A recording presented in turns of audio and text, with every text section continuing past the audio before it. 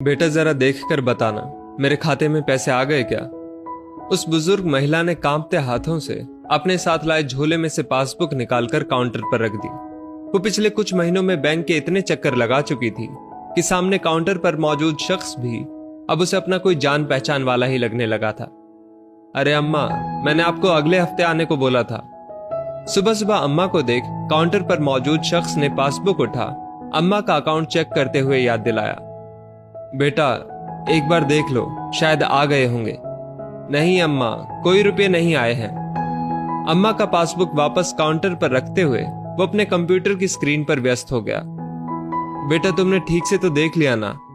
अम्मा ने एक बार फिर से काउंटर पर मौजूद शख्स की ओर बड़ी उम्मीद से देखा। अरे जाओ ना अम्मा, और रोज रोज मत आया करो, अब सीधे अगले महीने आना। उस शख्स की बात सुन गहरी निराशा के साथ वो अपना पासबुक उठा झोले में रख वापस मुड़ी और मोबाइल पर बात करते हुए बैंक के भीतर प्रवेश करते एक नौजवान से टकराकर गिर पड़ी। ओह माफ कीजिएगा माँ जी, आपको कहीं चोट तो नहीं लगी? उस नौजवान ने अपना सूटकेस बगल में रख फुर्ती से अम्मा को उठाया। तब तक काउंटर पर मौजूद शख्स भी अपना काम छोड़ तेजी से भागकर वहां तक आ पहुंचा। नहीं बाबू, कोई चोट नहीं लगी।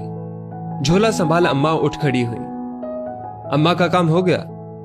काउंटर पर मौजूद शख्स से बैंक के सीनियर सिटीजन ग्राहक के काम का जायजा लेना शायद उस नौजवान ने अपना कर्तव्य समझा। सर, अम्मा अपने अकाउंट से पैसे निकालने आई थी, किंतु पैसे अभी आए नहीं हैं। काउंटर पर मौजूद शख्स के हाव भाव से अम्मा समझ गई कि सामने खड़ा नौजवान उस बैंक के किसी बड़े ओहदे का मालिक है। लेकिन वृद्धा पेंशन तो पिछले हफ्ते ही सभी के अकाउंट में डाल दी गई है। उस नौजवान ने काउंटर पर मौजूद शख्स की ओर सवालिया निगाहों से देखा।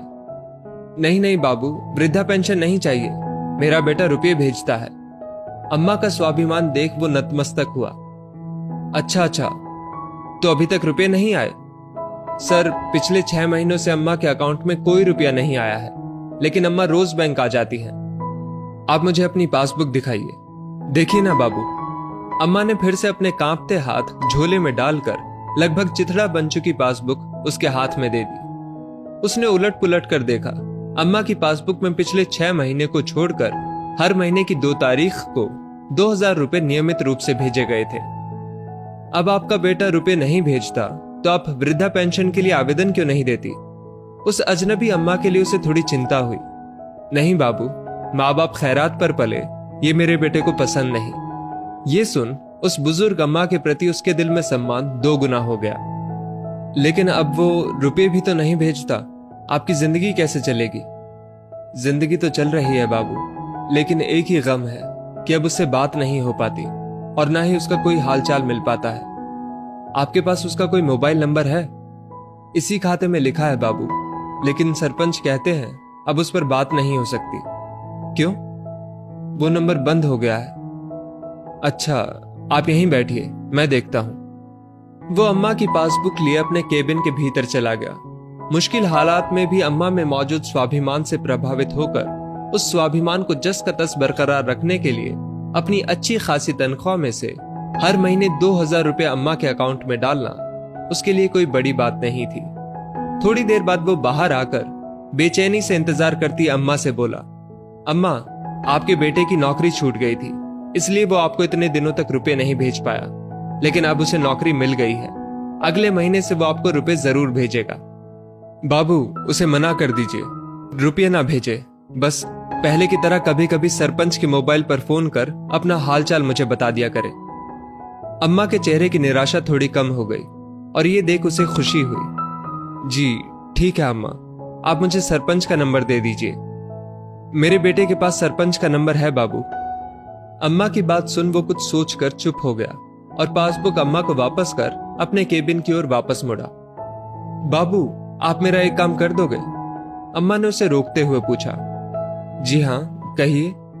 बाहर मेरा आदमी बैठा है, आप एक बार उससे भी कह दो कि आपकी मेरे बेटे से बात हो गई है।